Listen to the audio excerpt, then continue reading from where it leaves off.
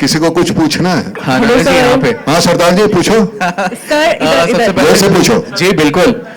This is सिमरन सिंह है from DNA. पहले आप सबका स्वागत। Please questions quite.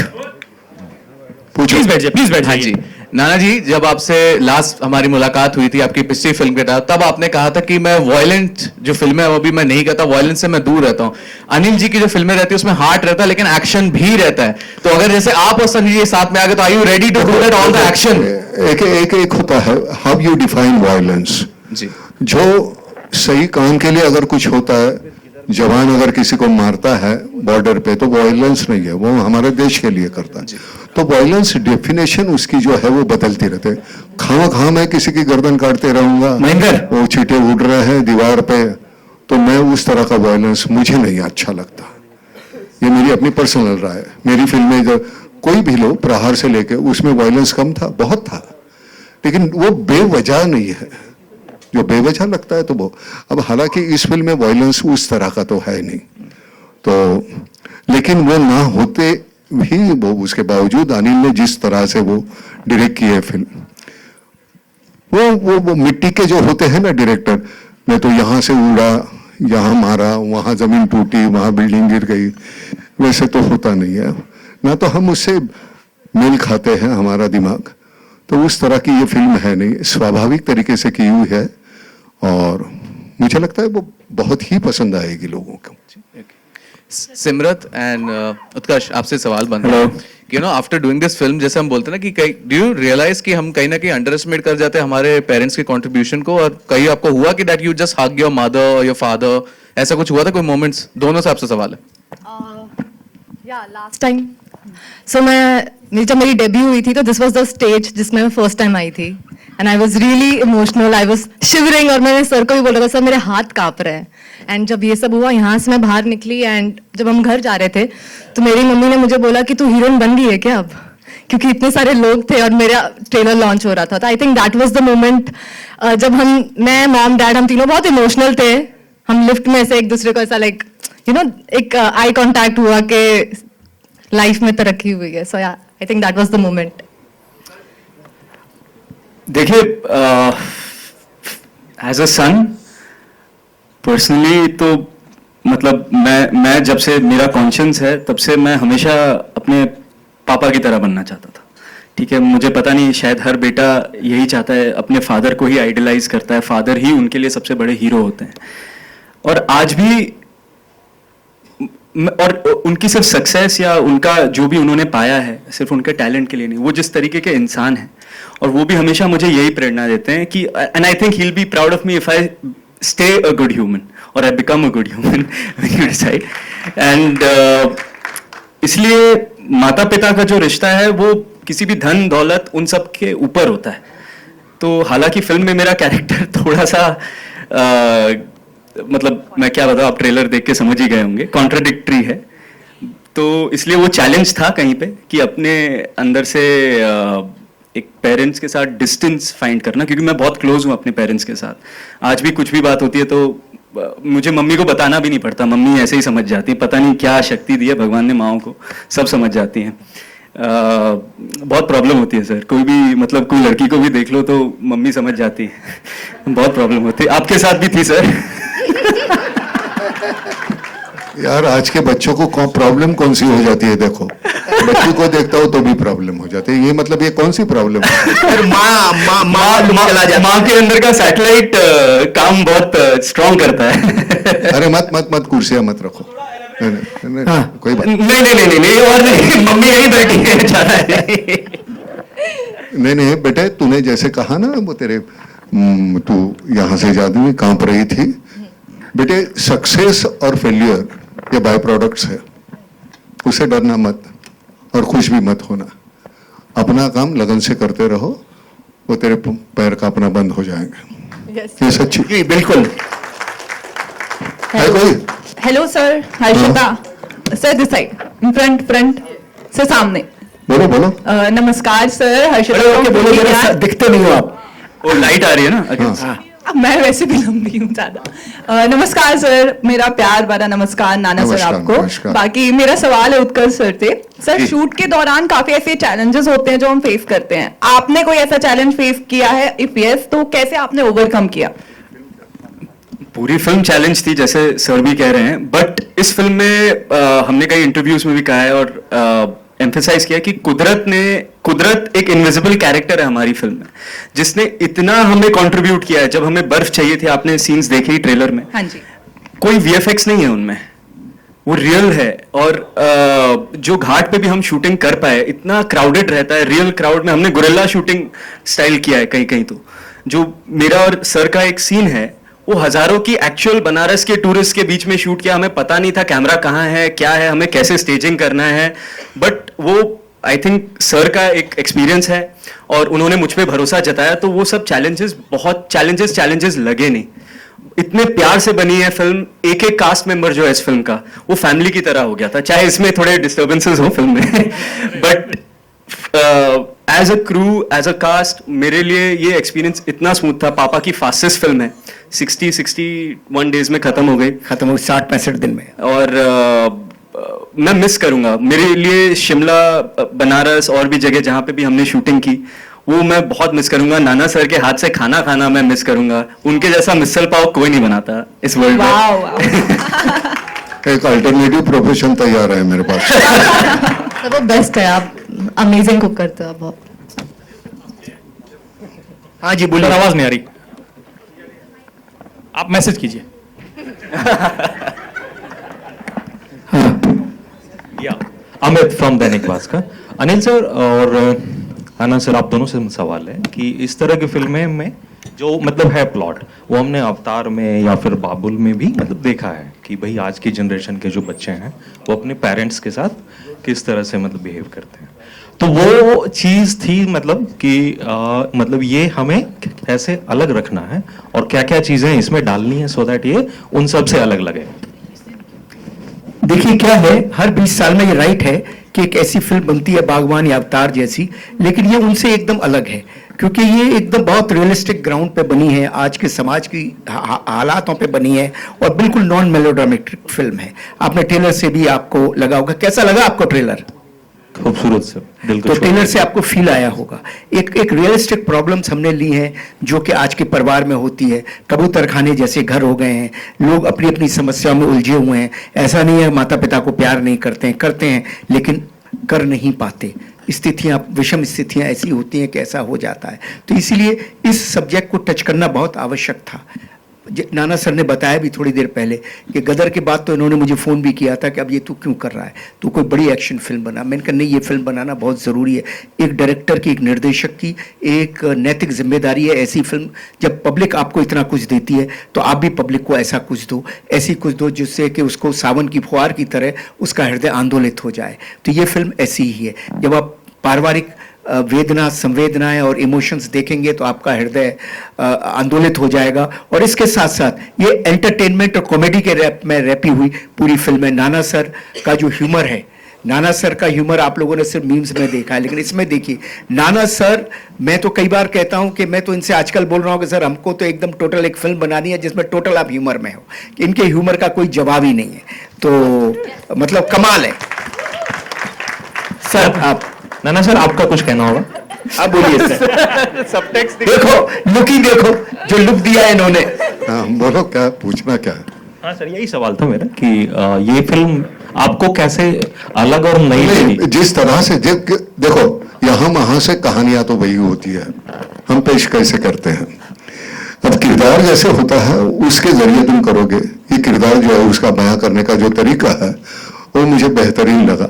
ये रीढ़ की हड्डी बिल्कुल ये नहीं, बिल्कुल ऐसे सख्त बंदा है और हालात जो ऐसे है इर्द गिर्द के आसपास के, तो उसकी वजह से उसको जो झेलना पड़ता है। लेकिन जिस तरह से वो करना, जिस तरह से करने को मिला, ऐसे नहीं है कि वो झुका हुआ है। तो मुझे वो किरदार बड़ा पसंद आता है। वो मरना पसंद करेंगे लेकिन टूटना नहीं। तो वैसे किरदार बड़े अच्छे लगते हैं और लोगों को भी अच्छे लगते हैं। हम के बहुत से लोग ऐसे होते हैं, हालात हमारे फाइनेंशियल कैसे, उससे हम हो सकता है अलग होंगे, लेकिन वो टूटना नहीं चाहते। जिंदगी में 2 वक्त की रोटी के अलावा और भी बहुत सी बातें, वो हमारा जो ईगो नहीं कहेंगे, आत्मसम्मान है, वो आबादित रहे, वो बहुत जरूरी होता है। अगर वो नहीं है तो जीने का मतलब नहीं है। तो उस तरह का किरदार है वो मुझे करते हुए। और इन बच्चों ने, मैं सब, ये तो हमारे आखिर में आता है, लेकिन इन बच्चों ने, इसने मुझे छोटा बच्चा किया है, वो बीच वाली बहू ये है हमारी, उस तुझा नवरा हा झालाय ना, हाँ, कपड़े की मैचिंग श्रुति है, और हमारी एक दूसरी है बहू, वो, तो सबने, ये हमारी इधर की पार्टी है, हम इधर की पार्टी है। इतना, हाँ, इतना बेहतरीन काम किया है इन्होंने। अगर ये इतने सशक्त नहीं होते तो हमारी फिल्म उतनी अच्छी नहीं बनती। बहुत बेहतरीन काम किया है इन्होंने, बहुत। और बकवास आदत है, बीच में पछाड़ करते हैं। मैंने बहुत डांटा है उनको। मैंने कहा यार, तुम्हारे डायलॉग में इसका मतलब ये नहीं है कि सीन में तुम्हारा कोई काम नहीं है, चुप रहो, हमारे हमको रटना पड़ता है, चुप रहो। बहुत डांटा है, हाँ ना श्रुति? अनिल सर से हाँ जी, एक और सवाल था कि आज ये दस्तूर भी था, और मतलब वो सब लोग थे भी, सनी सर हैं और अन्ना सर हैं, और अमरीश पुरी सर के बाद से जो एक लार्जर देन लाइफ विलेन हमें चाहिए, जो कि मिसिंग है इंडियन सिनेमा में, वो नाना सर दे सकते हैं अगर, तो क्या हम ये माने कि सनी सर और नाना सर को लेकर गदर 3? देखिए ये अगर सनी मुझे पीट रहा है पटक के, आप देख पाओगे? नहीं सर, पीटने वाली तो फिर उसमें मैं वो विलन नहीं कर पाऊंगा ना सर, आपको थोड़ी पीटना, आपके गुर्गे पीटेंगे नहीं, फिर भी वो देखना नहीं। लोगों को आप क्या करते हैं, आप मेल खाते हैं ना उस कैरेक्टर से, तब जाके आपको अच्छा लगता है।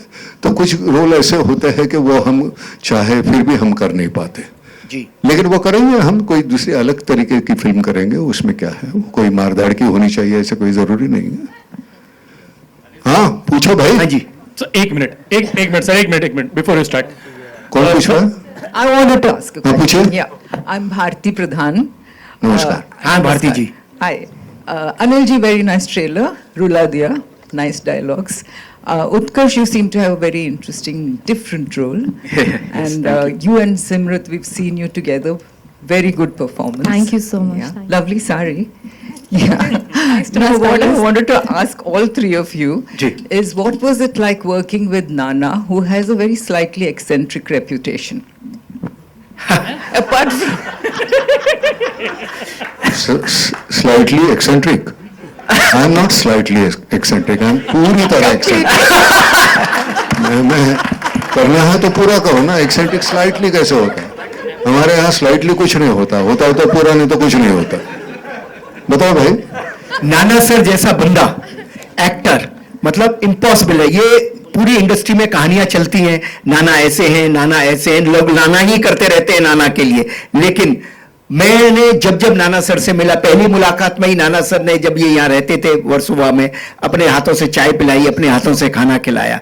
और जब नाना सर मुझे मिले और इतने प्रेम प्यार से रहे जिसका कोई हिसाब नहीं है। एक्टर पार एक्सलेंस है। आज की जेन जी ऑडियंस देखेगी कि यार ऐसा एक्टर हमारे इस देश में हुआ। रहा उनके व्यवहार की बात, तो नाना सर टाइम के बहुत पंक्चुअल है, नाना सर काम के बहुत पंक्चुअल है। उन्हें काम सही चाहिए, उनका ही नहीं दूसरों का भी काम सही चाहिए।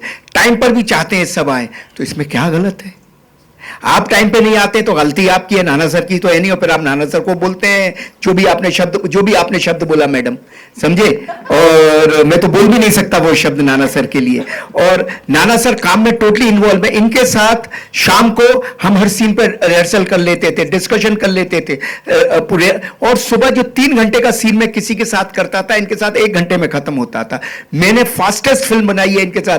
नॉर्मल कंडीशन में 100 दिन लगते हैं मुझे, मैंने 60 दिन में फिल्म बना ली, just because of Nana Patekar.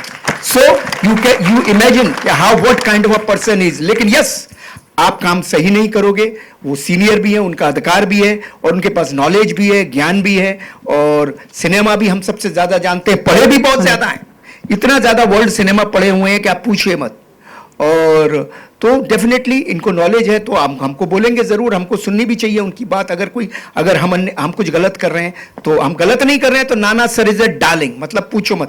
200 आदमियों को रात को रोज खाना खिलाते थे, इतना प्यार। खाना बाद में खुद खाते हैं, पहले सबको अपने हाथों से परोसते हैं और हर एक की थाली में से एक एक गस्सा लेके अपना पेट भर लेते हैं। ऐसा तो होता है। माँ बनो ना तो बाप बनने का अधिकार मिल जाता है। जी बिल्कुल। पहले खिलाओ फिर बाद में रट्टा लगा दो।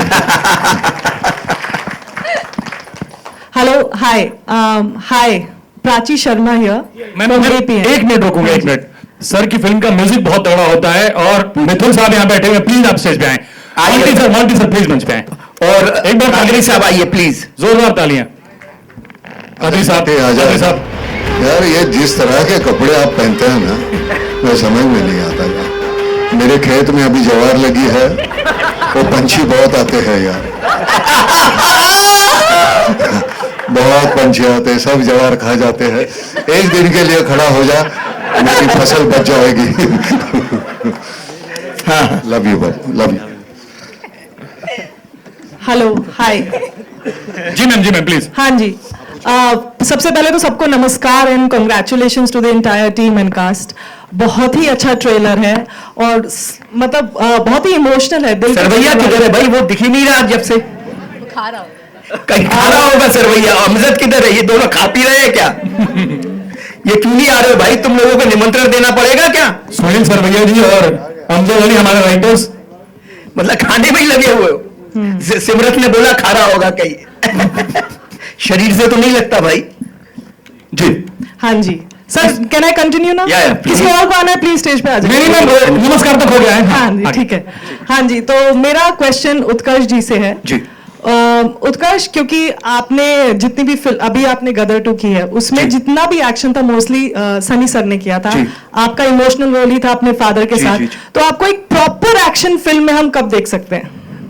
देखिए, मैं मेन मेकर तो यही है, बट रिगार्डलेस मैं ऐसे जॉनर वाइज मैं ये सब कुछ नहीं सोचता। अच्छा कैरेक्टर हो, अच्छी कहानी हो, मेन अच्छी कहानी जो मैं खुद इस ऐसे थिएटर में आके बैठ के देख सकूं, वैसी स्टोरी हो, तो मैं जॉनरा वॉनरा नहीं देखता। और नाना सर के साथ काम करने के बाद तो मुझे और ये बिलीव हो गया है कि आप दर्शक के लिए फिल्म बनाते हो, आप दर्शक की तरह सोचो।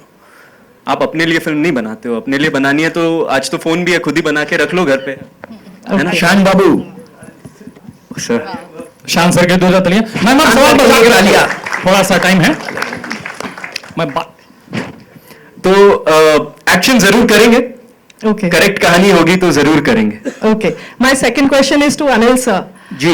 सर, आपने जितनी भी आपकी फिल्में देखी जाए, अपने तो अपने होते हैं, गदर देखी जाए, इसमें फादर सन का एक बहुत ही इमोशनल एंगल हमेशा देखने को मिलता है। इस फिल्म की, पर्टिकुलरली इस फिल्म की, आपको प्रेरणा कहाँ से मिली, इंस्पिरेशन कहाँ से मिली? देखिए क्या है कि पिता पुत्र एक ऐसी चीज है कि मैं अपने पिता और अपने ग्रैंडफादर के बहुत करीब रहा हूं। मैंने देखा है कि मैंने मेरे ग्रैंडफादर को देखा है, वो बड़े एस्ट्रोलॉजर थे मथुरा में, लेकिन उनको देखा है कितने वो पापा के लिए करते थे। मैंने पापा को देखा अपना, कितना वो मेरे लिए करते थे। जब मैंने पहली फिल्म श्रद्धांजलि बनाई, उनके पास पैसे नहीं थे बिल्कुल भी, लेकिन कैसे मैंने 1.5 महीने बाद शूटिंग शुरू करनी थी, ऑर्गेनाइज एवरीथिंग, और मुझे एहसास भी नहीं होने दिया। तो I have seen my father, how much father does for his children, his son. और माँ को मैंने देखा है वो कैसा करती है। मुझे मालूम है कि जब श्रद्धांजलि के लिए, राखी जी के लिए जब कपड़े बनने थे, तो अचानक उनका फोन आ गया कि मैं जा रही हूँ, मुझे कल 25,000 रुपया चाहिए। 1981 में 25,000 बहुत थे।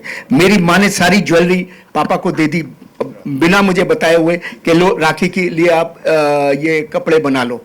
जो तो मतलब मैंने ये देखा है घर में। मेरे पिता जब माता पिता नहीं रहे तो मैंने देखा कि इतना बड़ा वैक्यूम हो गया दुनिया में, एक इतना बड़ा वैक्यूम कि पूछो मत। उन्हीं दिनों मुझे एक ये कथा कहीं दिख गई, तो मुझे ये कथा अच्छी लगी। मैंने कथा जब मुझे एक रियल घटना देखी, मैंने वो रियल घटना मुझे अच्छी लगी, मैंने वो कहानी बनाई, उस पर फिर उत्कर्ष को सुनाई, फिर सरवैया को सुनाई, और फिर हमको लगा कि ये फिल्म हमको बनानी है।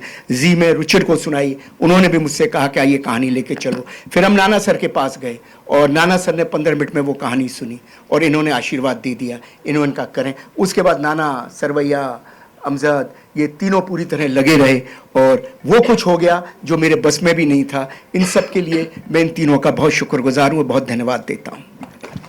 Thank you. Last question please, last question. ये हमारे कादरी साहब है जिन्होंने गाने लिखे हुए इसके, हालांकि गदर के गाने भी आपने ही लिखे थे। साहब गुजरात से है, इतना बेहतरीन लिखते हैं और कुछ सीन्स देख के उनको कुछ और लाइनें याद आती है, फिर वो उसमें जोड़ देते हैं। मैंने कहा अगर वो पहले लाइनें मिल जाती हम अच्छा कुछ परफॉर्मेंस अच्छा जोड़ देते, लेकिन ये उल्टा चल रहा है हमारे यहाँ।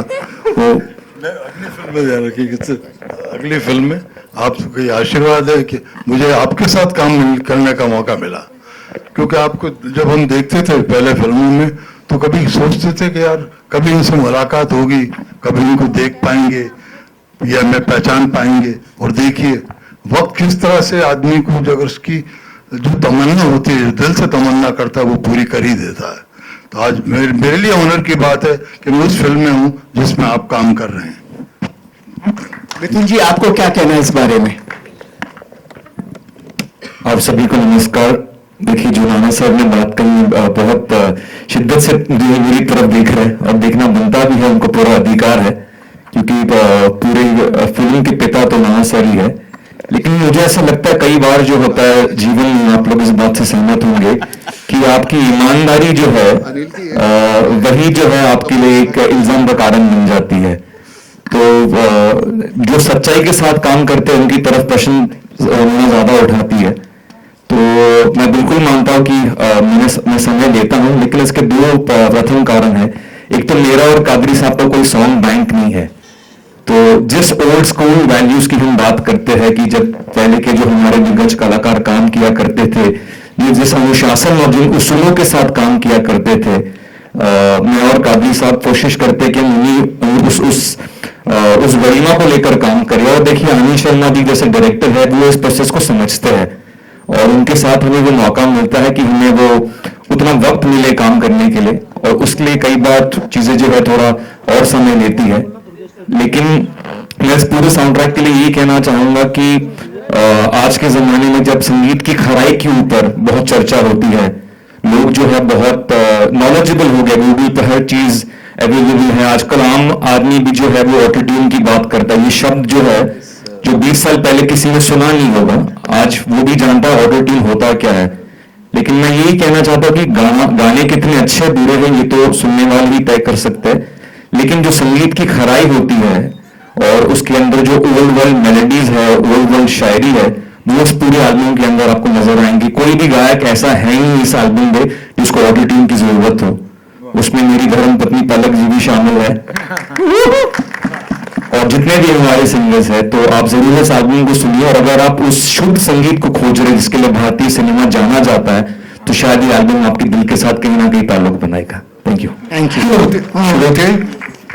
तुमने आप तीनों ने इसमें काम किया है जो हमारी अपोजिट पार्टी है, तो तेरा ये एक्सपीरियंस कैसा रहा इस फिल्म में काम करने का?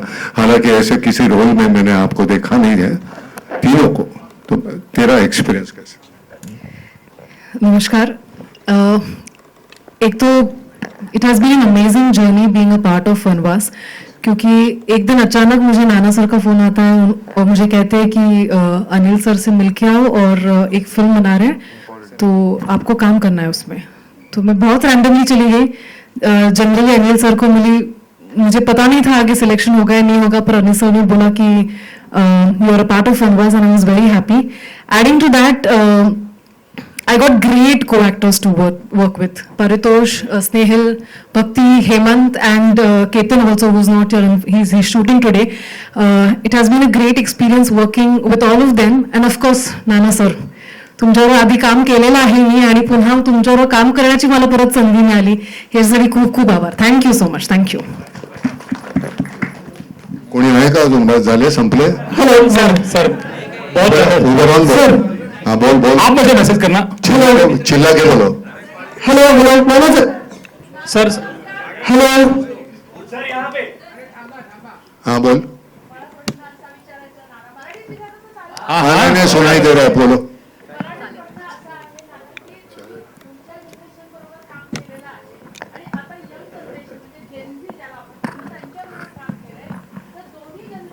जनरेशन असं काही नसतं. मी माझ्या मुलांबरोबर मोठा होत असतो तर ते जनरेशन वेगळं आहे. मेरे जो बच्चे हैं वो जनरेशन अगली जनरेशन है, मेरे पोते हैं उसके अगली जनरेशन है. तो वो बहुत आसान होता है, आप कैसे घुल जाते हैं उनके साथ, उनका नज़रिया है वो समझने की कोशिश करो, बहुत आसान होता है. ये नहीं कि मैं अपने ही विचार उन पर ठोसता रहूं, तो वो वैसे कोई नहीं, बहुत आसान होता है. अब ये नए बच्चे हैं, उनका एक अपना, वो हमसे सीखेंगे, हम उनसे सीखेंगे, ये तो चलते ही रहेगा ना. बहुत आसान होता है. ज्ञान नाम की चीज कोई होती नहीं, अनुभव होता है. अब उस अनुभव से आप जो सीखते हैं उसको ज्ञान कहते हैं, लेकिन वो जो अनुभव है वो लेने के लिए आपको घर के बाहर निकलना पड़ेगा. चार दीवारियों में अगर रहोगे, सीमित रहेंगे, तो उतना ही दुख होगा, उतना ही सुख होगा, वही डेफिनेशन रहेगी आपकी. बाहर निकलोगे तो पता चलेगा अलग तरह के दुख है, अलग तरह के सुख है, अलग तरह का आनंद है. तो उससे हमें पता चलता है. नहीं तो क्या हम एक ही तरह से परफॉर्म करते रहेंगे और वो मोनोटोनस होगा. वैसे नहीं होना चाहिए. मुझे लगता है तुम्हारी डेफिनेशन रोज बदलनी चाहिए सुख और दुख की, तो तुम अच्छे परफॉर्मर हो सकते हैं. हेलो,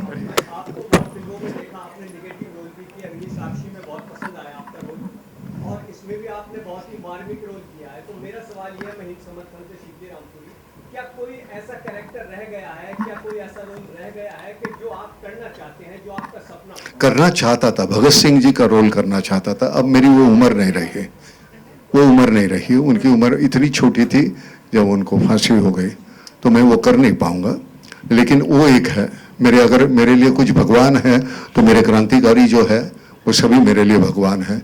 हालांकि मैं मंदिर में बहुत कम जाता हूँ, जाता ही नहीं समझो अबुल, लेकिन मुझे मेरे लिए वो लोग, तो मेरे घर में जो है तस्वीरें लगी हुई माँ बाप के अलावा, बाबा आमटे और ताई आमटे, उनकी तस्वीर लगी हुई है जिनकी मैं पूजा कर सकता हूँ. सर ऐसा रोल तो आप अपने डायरेक्शन में फिल्म बना करके भी कर सकते थे, लेकिन वक्त नहीं मिला. नहीं, वक्त था, लेकिन मैं वो पैसे के पीछे पड़ा. मुझे घर लेना था, मुझे गाड़ी लेनी थी, तो उसमें वो उम्र चली गई. आज मैं जाके मैं कर सकता हूँ, लेकिन वो उम्र का तकाजा है. मैं जिस तरह के वो करने हैं वो वैसे ही रोल कर सकता हूँ. अब वैसे रोल नहीं कर सकता जो करना चाहता था. Anil sir, last question Deepesh, last question please. मैं दैनिक जागरण से दीपेश पांडे, आपकी फिल्म के लिए ढेर सारी शुभकामनाएं जी. आपकी बनारस आपकी फिल्म का एक महत्वपूर्ण हिस्सा है, और बनारस के बारे में ये कहा जाता है कि जो एक बार बनारस गया थोड़ा सा बनारसी तो होकर ही आता है. जी. तो मैं आप सबसे जानना चाहूंगा, नाना सर आपसे भी जानना चाहूंगा कि अगर आप लोग का बस चलता तो ऐसी बनारस की कौन सी वो चीज थी जो आप लोग अपने साथ हमेशा के लिए रख सकते? बनारस की यादें जो हमने शूटिंग की वो हमेशा हमारे साथ रहेंगी.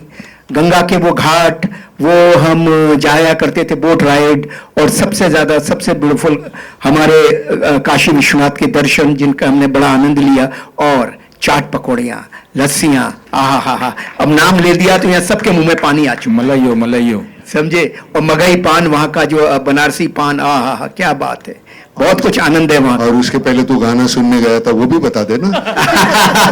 अरे सर, ये प्राइवेट पता है, और सिर्फ उतनी ही कहता है पान, ये उसके पहले जो रसपान क्या वो बता दे. Sir thank you so much, thank you everyone very much. 20 दिसंबर को नजदीकी सिनेमाघरों में. हाँ बोल जल्दी बोल. जोर से. अरे ये है वो ना, मुंह को लगा दे और फिर बोल. हाँ. अरे मनीष जी इधर आइए आप जरा मेरे पास. 2 शब्द आपको भी बोलने हैं लास्ट में. सुनाई नहीं दे रहा, बोलो. 2 शब्द आप भी. सुनाई नहीं दे रहा, क्या बोल रहे हो? अरे यार वो माइक पकड़ो ना मुंह की तरफ. आप क्यू कार्ड में बोल रहे हैं. वो कैमरा वाला माइक है, ये लो. अच्छा, जोर से बोलो. है ना. हाँ, शान बाबू किधर है? अरे शान किधर है? ये सर है सर. शान को बोलिए, आप बोलना शान के लिए. ये ले माइक लेके बात करो. शान, ये मोंटी, तीनों के. Sir my name is Raj Nadar, I am from the big fan show. Sir Vanvaas आप is a thin line between punishment and sacrifice, because you are the central character. अगर आपको मौका मिले किसी को वनवास देने का तो किसको देंगे? अगर किसी के लिए वनवास लेने का तो किसके लिए लेंगे? नहीं, ये बहुत वनवास तो हम किसी को नहीं देना चाहेंगे, और किसी के लिए वनवास लेने के बजाय वो वनवास ना ही हो उसके लिए कोशिश करेंगे। देने पाने के लिए अब देखो हमारी रोजमर्रा की जिंदगी है, हमारे पास वक्त होने के बावजूद हमें माँ बाप के लिए हमारे पास वक्त नहीं है। गांव खेड़े में हमें एक सामूहिक कुटुंब पद्धति थी पहले, तो वहां सब 5-6 हमारे चाचा रहते थे, हम रहते थे। हमारी कोई चचेरी बहन और चचेरा भाई नहीं रहता था, हमारे भाई या बहन रहते थे। उसको चचेरा ये नाम नहीं लगता था क्योंकि हम साथ में रहते थे, बड़े होते थे, पनपते थे। आजकल वो रहा नहीं, शहर के घर इतने 1 BHK 2 BHK में तो हम जीते रहते हैं। तो मैं हमेशा कहता हूं कि मैं तो बड़ा सुखी हूं, मेरे यहाँ दीवारें नहीं, पहाड़ है चारों तरफ, और वैसे जीने का मौका मुझे मिला है। मैं अभी सनी को भी वही कह रहा था, तो कहता है मैं भी ऐसे गांव में जाता हूँ, खेत में रहता हूँ, वहाँ का जो आनंद है वो यहाँ कहाँ मिलेगा। यहाँ भीड़, तुझे वक्त नहीं मिलता यार, मुझे देखने के बावजूद हाय करने का वक्त नहीं, क्योंकि तुझे दूसरा काम है। तो हम भागते दौड़ते रहते हैं, एक दूसरे को हाय हेलो करने का वक्त नहीं है। तो हम ये जिंदगी जो हमने मान ली है, लोग झगड़ा करते हैं ना, बम्बई किसकी है, मुझे मालूम नहीं किसकी है, लेकिन मेरी नहीं है। इसलिए क्योंकि मैं जी नहीं सकता यहाँ, सांस नहीं ले सकता। तो जो भी कुछ है हमारे पास एक इतना बेहतरीन मीडियम है सिनेमा, उसके जरिए जो कहना है उसको उजागर करो यार। और ये फिल्म उस तरह की फिल्म है जो छोटी छोटी बातें हैं जिंदगी की, जितने इतना सुकून है जिसमें, वो भूल गया हम। उसको उजागर करने का तरीका मैं सच कहता हूं, करते हुए मैंने काम किया हुआ है। मेरी फिल्म मुझे वो इधर गलत है, इधर गलत है, ये नजर आता है। ये फिल्म में मैं जितनी बार मैंने देखी है मेरे आंखें नम हो जाती है। मैंने कहा यार कमाल है, जिस तरह से लिखा हुआ, ये हमारा सिरवैया जो है और ये हमारा अमजद है, इन्होंने लिखी हुई इतनी बेहतरीन लिखी है। सबका क्रेडिट तो जाना चाहिए। हम तो दिखते हैं ना हमारे चेहरे, ये नजर आते ही नहीं किसने किया है। ये म्यूजिक देने वाला है वो नजर आता ही नहीं, डायरेक्टर है, हमारे एक्टर हैं, हमारे कादरी साहब हैं, आपको मालूम ही नहीं है। हमारे ये जो है आपको लगता है कि नहीं ये एक साइड कास्ट है, नहीं है हमारी। मेन कैरेक्टर करने वाले वो लोग हैं जो चारों पांचों जो खड़े हैं एंड में, सबको सामने आना चाहिए, सबके हिस्से का मिलना चाहिए। हमारी निधि जो है जिसने हमारा एक छोटा सा किरदार भी निभाया, जिस तरह के कपड़े हमको पहनाए, हमने जिंदगी में पहली बार ऐसा पोशाक है हमारा, हमें बड़ा अच्छा लगा यार। मैंने कहा कितनी अच्छी तरीके से हमें पेश किया लोगों के सामने, सभी ने इतना बेहतर। हमारी ये जो बच्ची है बड़ी परेशान करती थी, चीफ असिस्टेंट थी, बहुत परेशान करती थी सुबह। इतनी मेहनत की हुई है इन लोगों ने, लेकिन उनके चेहरे सामने नहीं आते। मुझे लगता है सबके हिस्से का सबको मिलना चाहिए, हम भूल जाते हैं। तो मैं नहीं भूलता, मुझे नहीं भूलना अच्छा लगता। Thank you. Thank you. एक minute sir, thank you so much. सवाल खत्म हो चुके हैं, बस 2 बात। मनीष सर जो है इस फिल्म में कम सीन है क्योंकि सीन कम है, सो सर प्लीज। और हमारे एडिटर साहब, हमारे रिकॉर्डिस्ट, हमारे असिस्टेंट सब जरा ऊपर आ जाएं। नमस्कार, प्रणाम।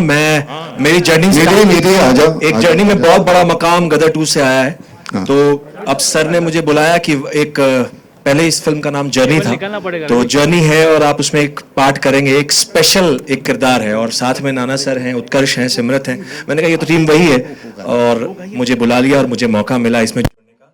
ये मेरे लिए बहुत ही ज्यादा शान की बात थी। तो शान साहब यहाँ है, शान साहब से भी आप कुछ सुनिए। मेरे लिए तो बहुत ही एक गाने का एक हिस्सा हूँ मैं इस फिल्म में, लेकिन मेरे लिए बहुत ही सौभाग्य की बात यह है कि मेरे को सिंगर जो है वो नाना पाटेकर सर खुद है।